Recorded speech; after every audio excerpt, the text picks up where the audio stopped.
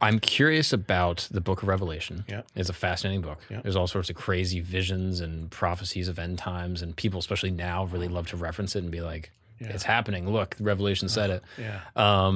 And one of the things we were just talking about is the reference of 666, the mark of the beast. Yeah.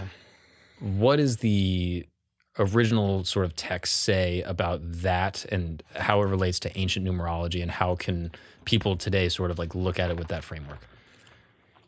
Yeah. So they were already confused about what exactly 666 was, because I can think of the first interpreters who tried it. Let me come at it this way.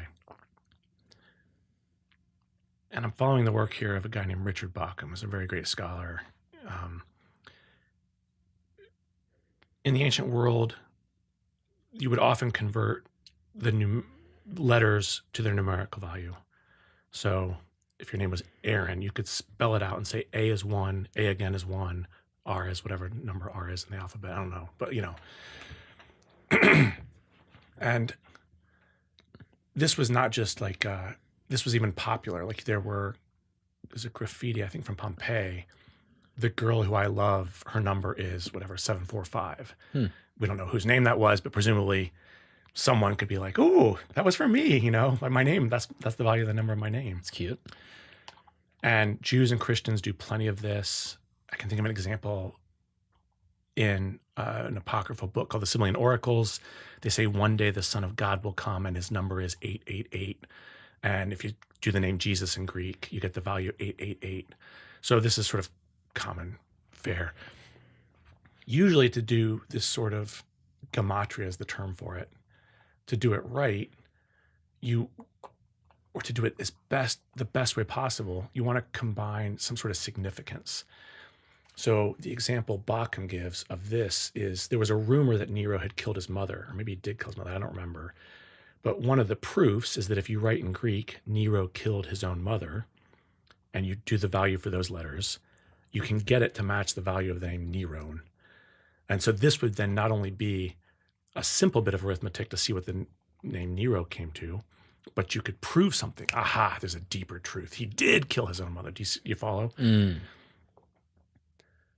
And this is not from my knowledge, not one of the ancient meanings of Nero, but the book Revelation is in many ways a transparent polemic against the imperial power of Rome. And so, for instance, the whore of Babylon is sitting on 7 hills, drunk on the blood of the saints. But Rome, you can look at coins, that Rome has 7 hills. And so this is supposed to be the goddess Roma, and she's drunk on the blood of the saints because she's killing believers or something like that, right? And in fact, it goes through all of Rome's wealth. This is one of the main themes of the book.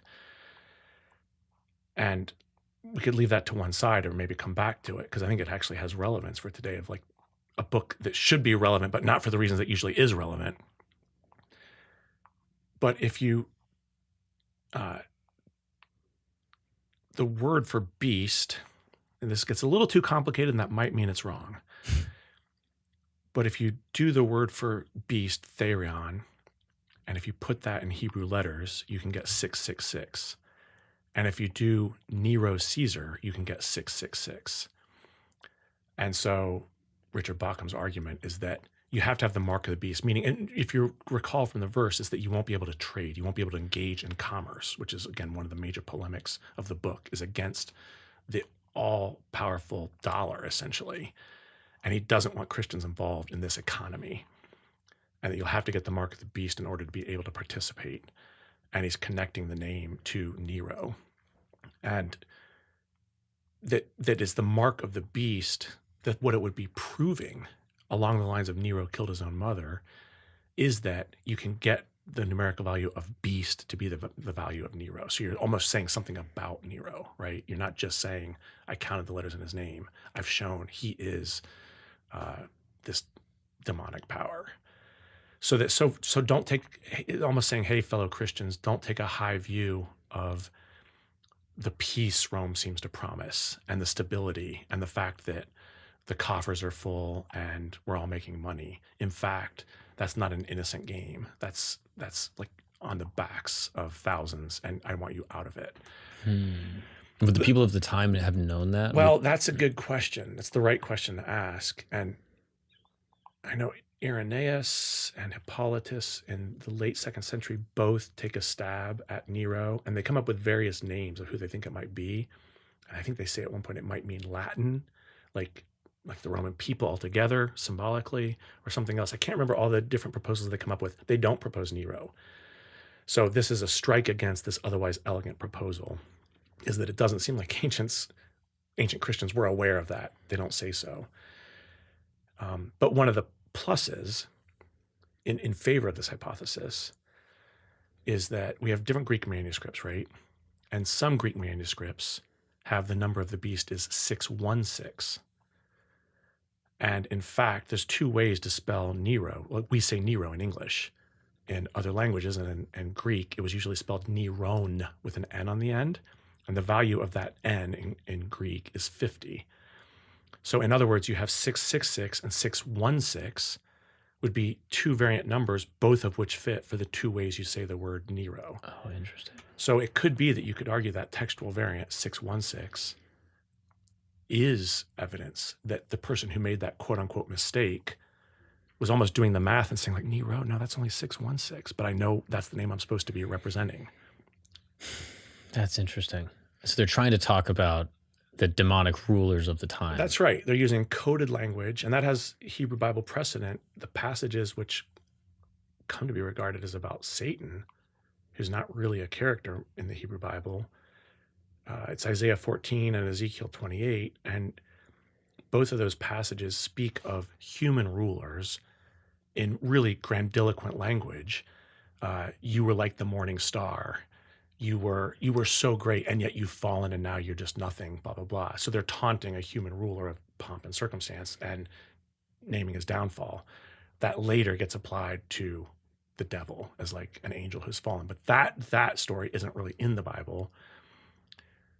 The point being, there was already a prophetic precedent for looking at a human ruler and almost seeing the human ruler with a double lens. You're doing what you're doing, but you're like a puppet of other forces, and God's going to judge both. Oh, that's so interesting. Psalm 82 does the same thing. It says, God takes his stand in the council of the gods, plural. And God says, though you are gods, you will die like mortals. And it's clear then in the rest of the psalm what that's about. You were supposed to, these are some sort of angelic powers set over the different nations. So you're the god of this nation, you're the angel, whatever, the tutelary deity. But you haven't done justice for the orphan and the widow. Like, that nation is messed up. It has no justice. And I'm holding you accountable. So there's like an older Hebrew Bible example of the same basic thought that God will judge human rulers for their failure to execute justice, even though they're not even supposed to be necessarily like people who know God, who like, they could be pagans. It doesn't matter. God says, I've installed you for these purposes. Oh, that's so interesting. So I think that's one of the things Revelation is trying to get at.